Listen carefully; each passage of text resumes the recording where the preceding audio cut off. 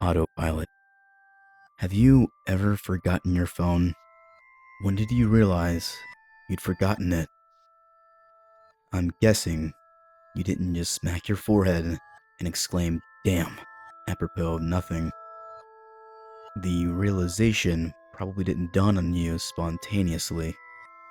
More likely, you reached for your phone, pawing open your pocket or handbag, and were momentarily confused by it not being there. Then you did a mental restep of the morning events. Shit. In my case, my phone's alarm woke me up as normal, but I realized the battery was lower than I expected. It was a new phone, and it had an annoying habit of leaving applications running that drained the battery overnight. So, I put it on to charge while I showered instead of into my bag like normal. It was a momentary slip from the routine, but that was all it took. Once in the shower, my brain got back into the routine it follows every morning, and that was it. Forgotten. This wasn't just me being clumsy, as I later researched.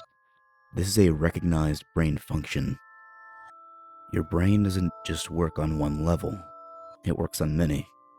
Like, when you're walking somewhere, you think about your destination and avoiding hazards, but you don't need to think about keeping your legs moving properly. If you did, the entire world would turn into one massive hilarious co-op cosplay. I wasn't thinking about regulating my breathing. I was thinking whether I should grab a coffee on the drive to work. I did. I wasn't thinking about moving my breakfast through my intestines. I was wondering whether I'd finish on time to pick up my daughter Emily from the nursery after work or get stuck with another late fee. This is the thing. There's a level of your brain that deals with routine so that the rest of your brain can think about other things. Think about it. Think about your last commute. What do you actually remember? Little, if anything. Probably. Most common journeys blur into one, and recalling any one in particular is scientifically proven to be difficult. Do something enough and it becomes routine. Keep doing it, and it stops being processed by the thinking bit of the brain and gets regulated to a part of the brain dedicated to dealing with routine. Your brain keeps doing it without you thinking about it. Soon, you think about your route to work as much as you keep your legs moving when you walk, as in, not at all. Most people call it autopilot, but there's a danger there. If you have a break in your routine, your ability to remember and account for the break is only as good as your ability to stop your brain going into routine mode.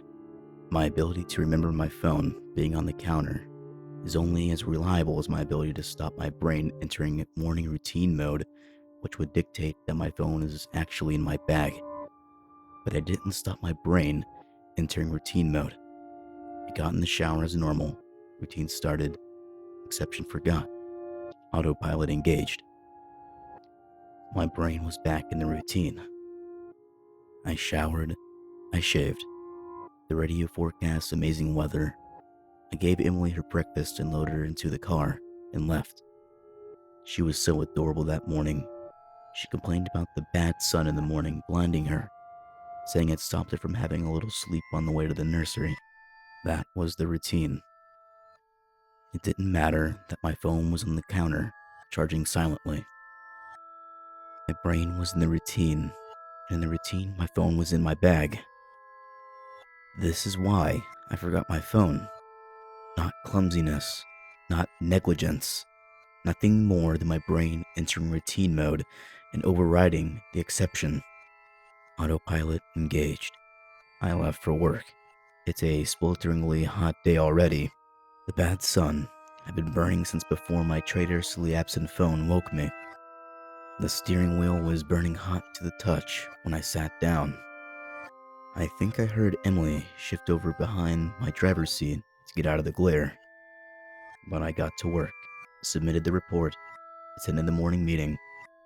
It's not until I took a quick coffee break and reached for my phone that the illusion shattered. I did a mental restep.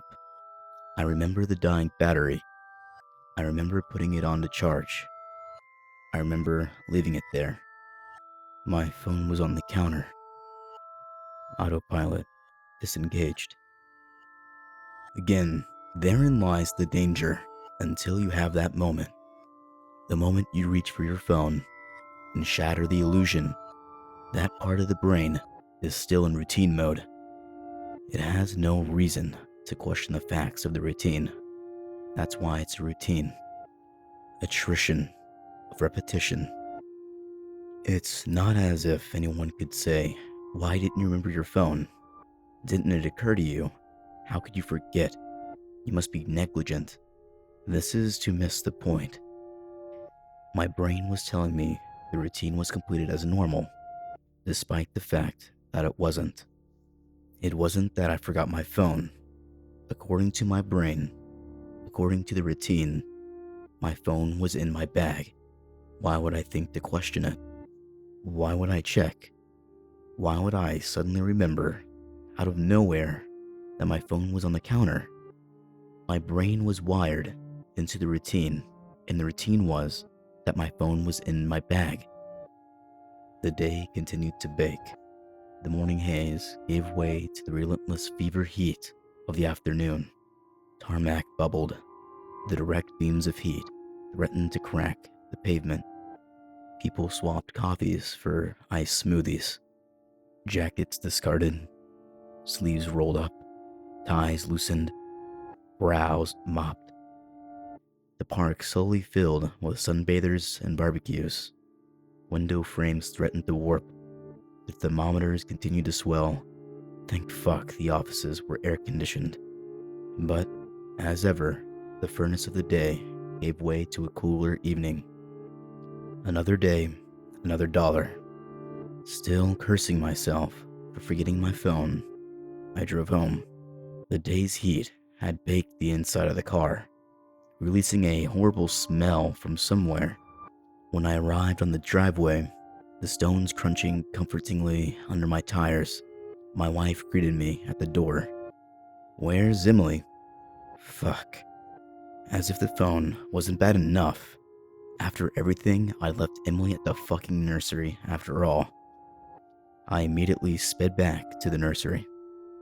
I got to the door and started practicing my excuses, wondering vainly if I could charm my way out of a late fee.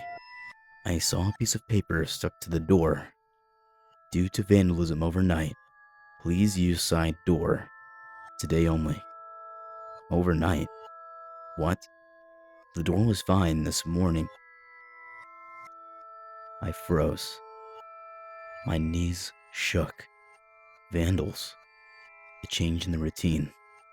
My phone was on the counter. I hadn't been here this morning.